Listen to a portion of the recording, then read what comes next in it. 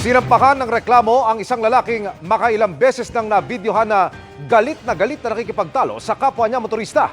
Ang kanyang paliwanag kung bakit siya nanggagalaiti sa kalsada. Ikinuwento niya sa panayam ni June Veneracion. Ano problema mo, boss? Ano nga? Sabihin mo. Baba ka kaya. Baba ka, baba. Sa tatlong away kalsadang viral na, iisa lang ang lalaking lumalapit sa mga nagvi-video. Mali ka na nga yung pipilit mo? Sagot. Saan ka magpasensya na? Sagot! O, pasensya na. Sagot! Pasensya na ka ako. Kung nakamali ako, wala. Ang layo-layo naman, bro. Magot ka muna.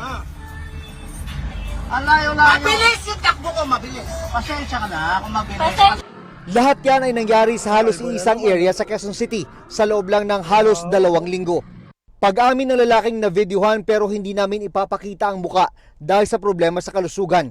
Nahihirapan siyang kontrolin ang kanyang galit dahil sa kanyang health condition. Maraming away pa raw sa kalsada ang kanyang nasangkutan na walang video. Alam mo ba na bago yung video na yan, is muntika na ako mapatay ng mga meron dahil lang din sa nagalit ako sa isang motorista na nag-cut sa akin. I was almost killed. Pero nanindigan siyang may batayan ang kanyang mga galit at mali ang kanyang mga kinumpronta. Kaya ako nagaganon is, una, ginigit-git nila ako. Or it's either, nasa fast lane ako, tapos bigla silang gaganon, hindi man lang nag-signal. Pang self-defense lang daw ang expandable baton na hawak-hawak niya sa ilang video ng konfrontasyon. Panakot lang naman yun. I don't intend to use it. Nakausap ko rin ang ina ng suspect na nahihirapan na raw dahil sa dami ng gulo na kinasangkutan ng anak na balak niyang ipasok sa pagamutan. Mas maganda lang kung nasa loob siya kaya may pagkakataon na gumaling siya kaysa dito sa labas pagala-gala siya. Pwede siyang makasakit, pwede siyang mapatay pa. Nagsampa naman ng reklamong unjust vexation at life threat ang driver na nakaalitan ng suspect noong January 11. Dito ako nakakaso kasi para matagal ang lisensya at saka hindi siya makadiscuss sa ibang tao na kasi abala talaga. Yung ginawa ng pagitgit sa akin, hindi ba threat yun?